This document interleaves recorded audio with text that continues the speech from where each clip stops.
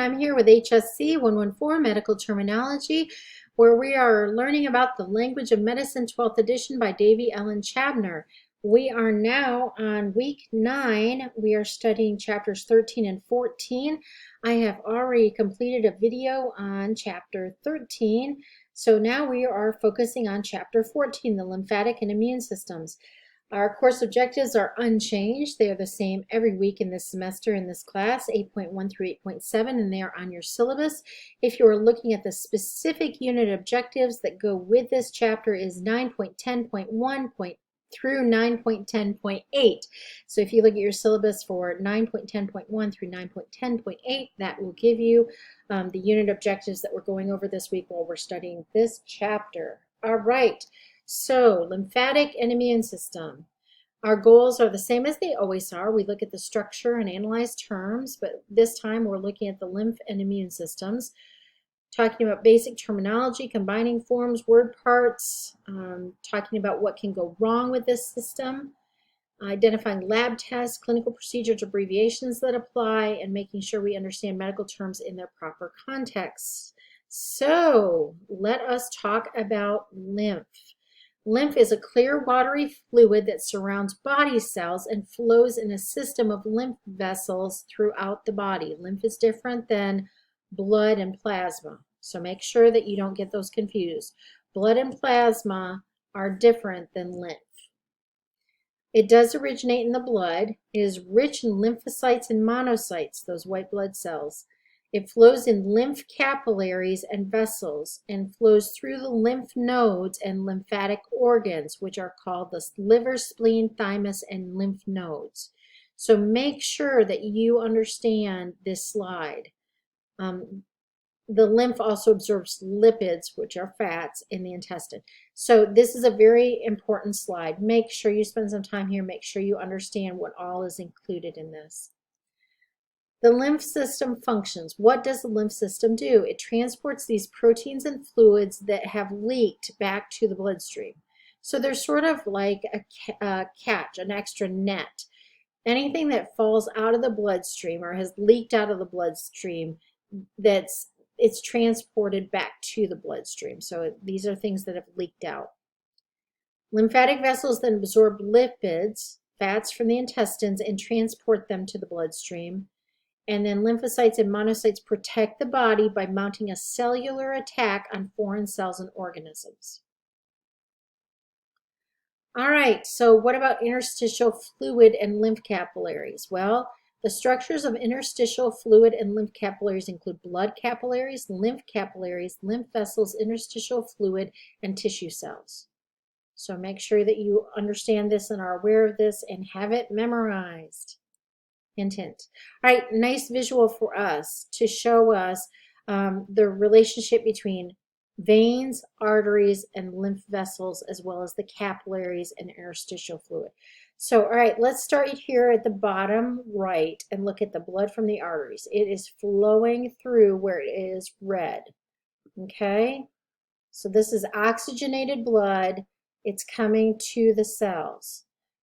Because remember, it's in these blood capillaries that exchange takes place. They give up the oxygen and take on the carbon dioxide, and then it flows through over here in the veins to go back to the heart. Okay, this is the deoxygenated blood. It's lost its oxygen, picked up the carbon dioxide, and needs to go back to the heart and lungs to get rid of it. All right, and while this is happening, you have your lymph vessel here.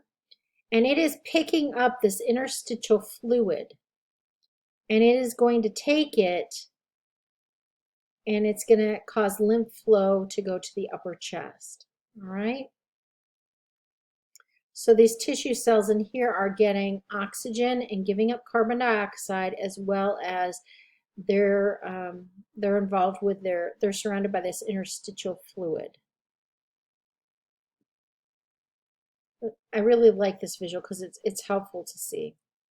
All right, so lymph originates from the blood and filters out of the tiny blood capillaries into the spaces between the cells. The fluid that surrounds the body cells is called interstitial fluid, which is that lymph. and it passes continuously into thin-walled vessels called lymph capillaries that course through tissue spaces. The lymph then passes through larger lymphatic vessels through these clusters of lymph tissues, also known as nodes, finally reaching the larger lymphatic vessels in the upper chest. Lymph then enters these large lymphatic vessels and then that empty into the bloodstream. So this is a visual of that. You have your blood, it's going out, it's doing, this is the liver, right? So they're giving us the liver as the chosen organ. So you've got the oxygenated blood, it's coming into the liver in this example. There are those tissue cells, you can see here, these are the tissue cells. You can see that there's interstitial fluid in between. Okay, so that's dropping off the oxygen, it's picking up the carbon dioxide, and it's going to flow back. The blood is going to go back through the veins and the venules to the veins to the heart. While this is happening, you have these lymph vessels, these lymph capillaries specifically, these lymph capillaries, and they are pulling in the interstitial fluid that needs to be removed, and it's putting it into these vessels, these lymph vessels, that are going to go through a lymph node and then eventually dump it into the vein. Because remember, this is eventually going to get taken through and wastes are going to be pulled out of it. All right, so anatomy, lymph capillaries, lymph vessels, lymph nodes. You have lymph nodes in your neck, armpit, chest, intestinal area, lumbar, and groin. So cervical, if somebody talks about your cervical lymph nodes, they mean your neck. So we were just talking about mononucleosis in the last chapter, in chapter 13, where they check your cervical lymph nodes for swelling. That's your neck. If you ever hear about a woman who has breast cancer and they sample her axillary lymph nodes that are right by the breast, we talked about this in chapter 8 in the female reproductive system, those axillary lymph nodes. They are sampling those, and it's the armpit area. Mediastinal, that's your chest. That's the middle of your chest. So they're looking there at those lymph nodes. Your mesenteric lymph nodes are in your intestinal area. Sorry about that, it keeps popping back. Your para-aortic lymph nodes are in the lumbar spine area. Sort of not quite your pelvic area, but getting down in your lower abdomen. And then you have lymph nodes in your inguinal or groin area. And make sure you know all of those, okay? Hint, hint, hint. Macrophages, what do? We talked about those a little bit in chapter 13, but they're going to go into more detail here about those in chapter 14. Then you talk about your B cells and your T cells, and what do?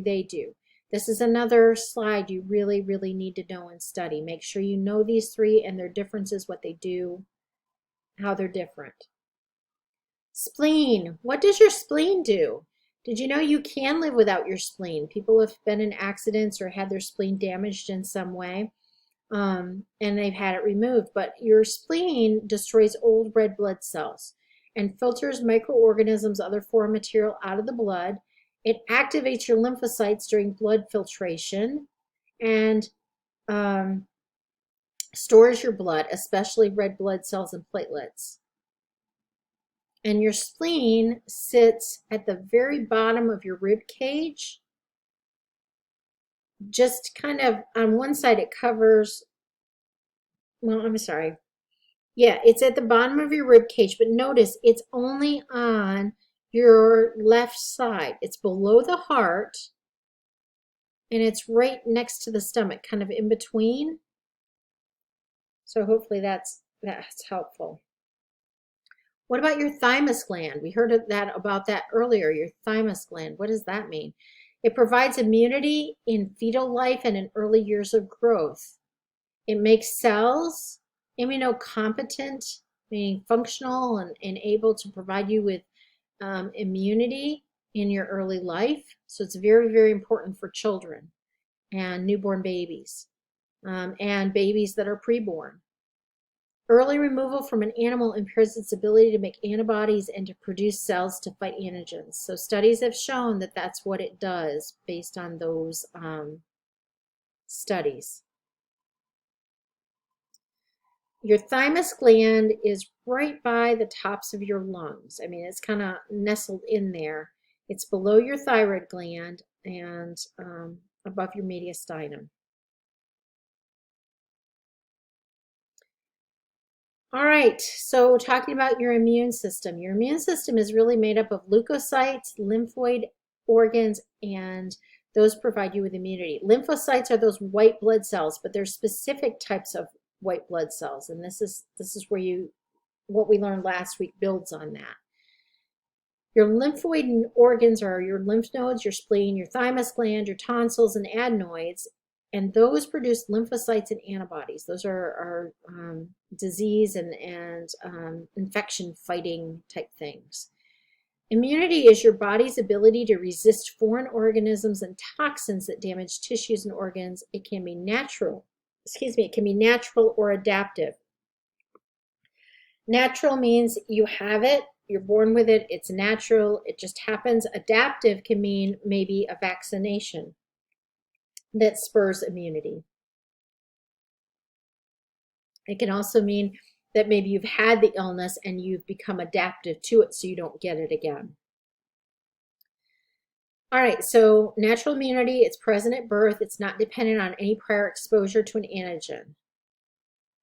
And make sure you know this slide and the next one about adaptive immunity.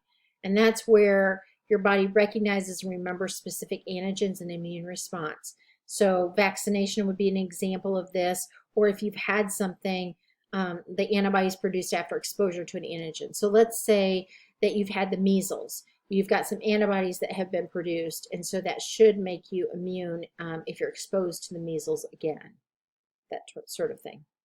And it goes on to memory second exposure.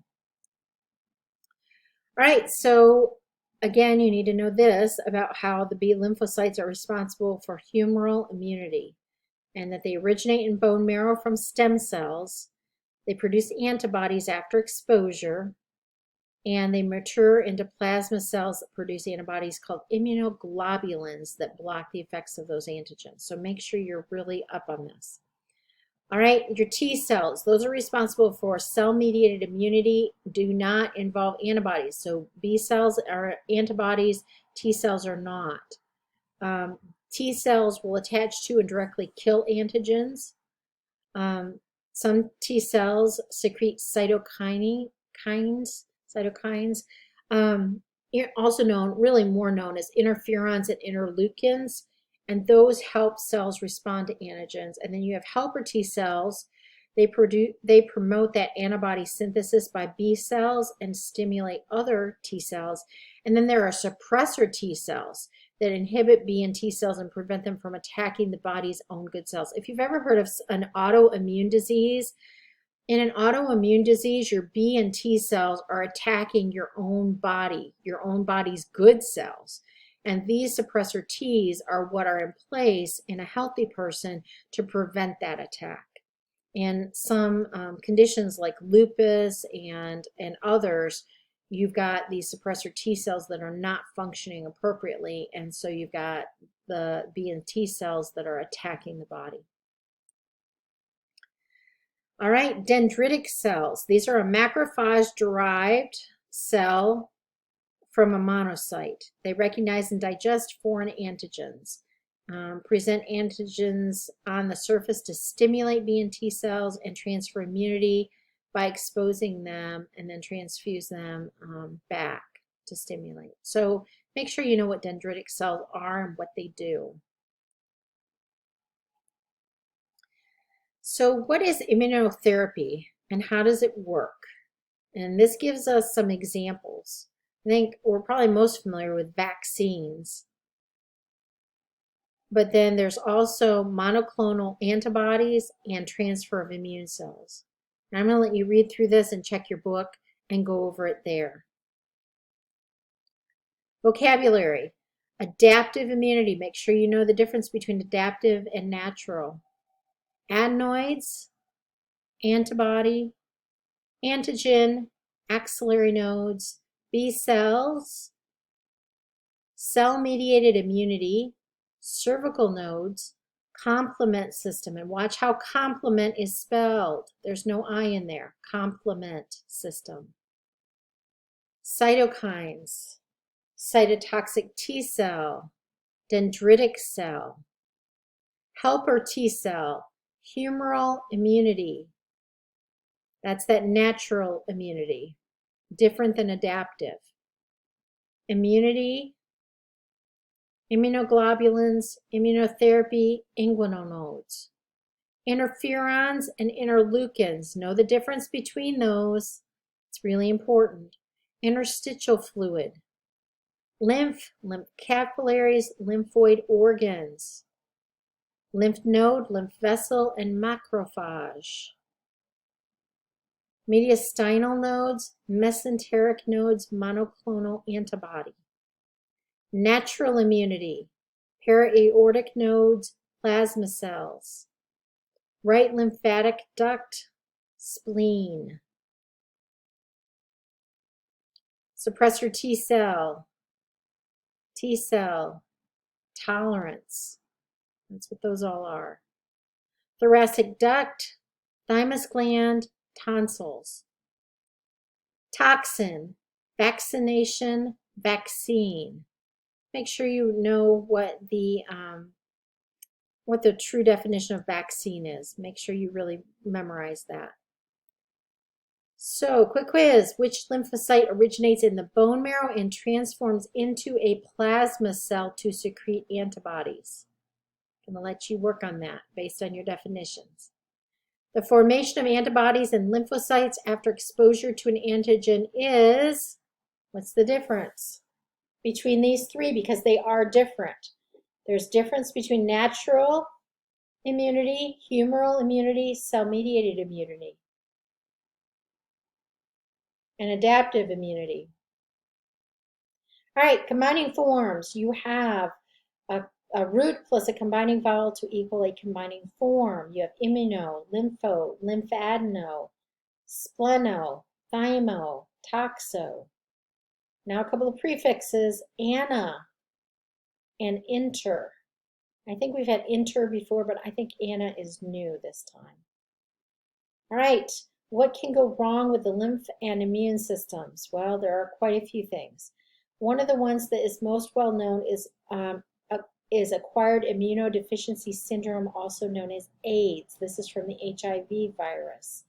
It can destroy T helper cells, cause opportunistic infections, because once you pull out destroy those T helper cells, anything that's an opportunistic infection can get in and wreak havoc. There are also some malignancies, cancers, and issues that come along with AIDS, including Kaposi's sarcoma and wasting syndrome.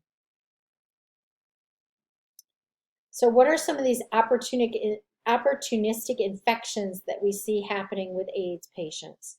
There's candidiasis, cryptococcus, cryptosporidiosis, cytomegalovirus infection, herpes simplex, histoplasmosis, Mycobacterium avium intracellular infection, pneumocystis, pneumonia, toxoplasmosis, and tuberculosis.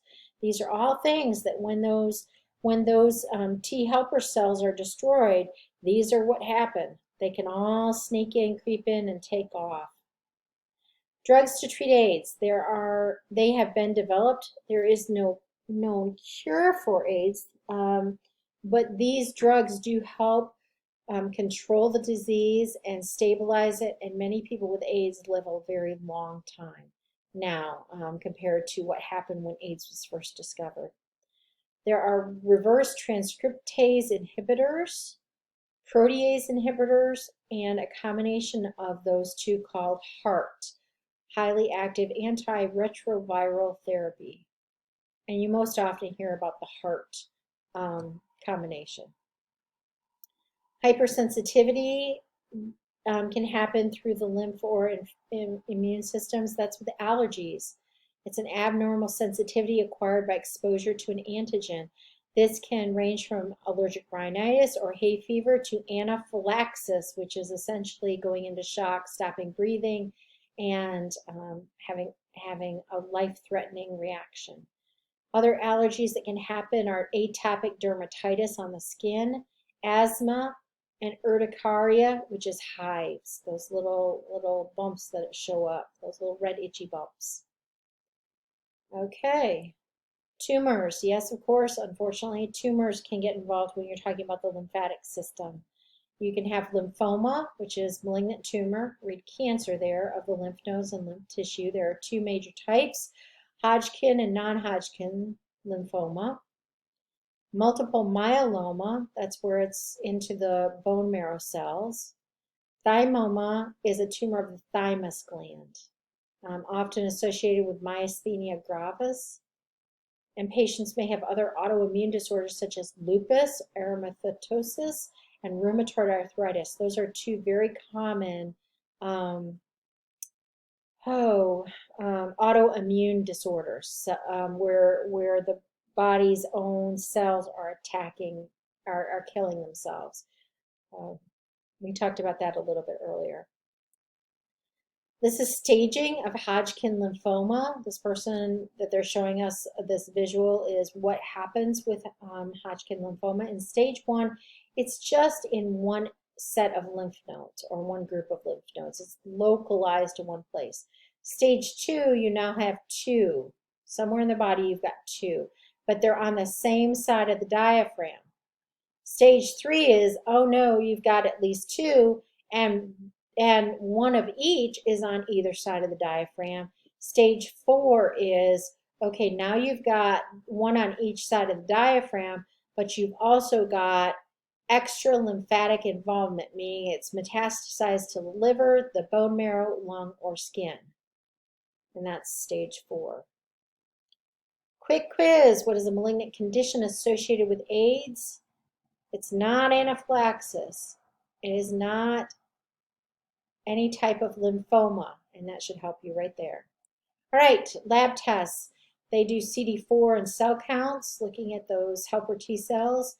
ELISA tests. ELISA is what is done to detect anti-HIV antibodies.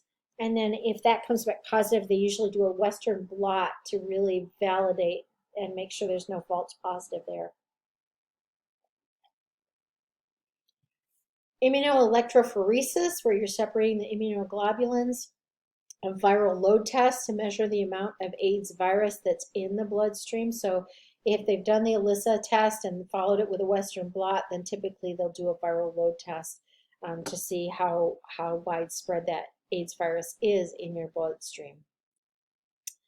Clinical procedures include CT scans because they'll show the abnormalities of the lymphoid organs. Abbreviations. So here are the abbreviations that go with that.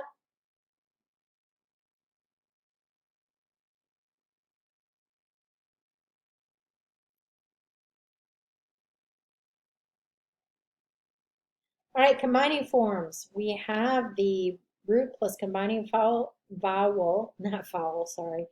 I'm having a difficult time speaking today. We have the root with a combining vowel, and that will equal a combining form. So axillo, cervico, immuno, inguino, lympho, lymphadeno, spleno, thymo, toxo. Suffixes you may run across in this body system include cytosis, edema, globulin, megaly, oid, and pathy. Pena, phylaxis, poesis, stitial, suppression. Some prefixes you may run across: ana, auto, hyper, inter, retro. Another quick quiz question. What is the name of the fluid that lies between cells and throughout the body? It is not atopy. I will give you that one. The rest, it should really be very easy because we talked about it several times and it was in several visuals. Hint, hint, hint. All right, malignant tumor of the lymph nodes and spleen that's marked by the presence of Reed-Sternberg cells in lymph nodes. I will give you a hint. This is a type of Hodgkin. So you'll have to take a look at that. It's definitely not Kaposi sarcoma, and it's not HIV. All right, that is it for chapter 14 on the lymphatic and immune systems. You have 2 discussions this week, one on hemophilia, the other one on vitamins. You have the 2 lecture videos, and you will have a quiz and a weekly assignment as usual, although they will be quite big, quite long, because they combine 2 chapters. Hope you're doing well. Have a great week. I will be back to talk to you soon about next week, which is week 10, when we move on to the endocrine system. All right, take care. Bye.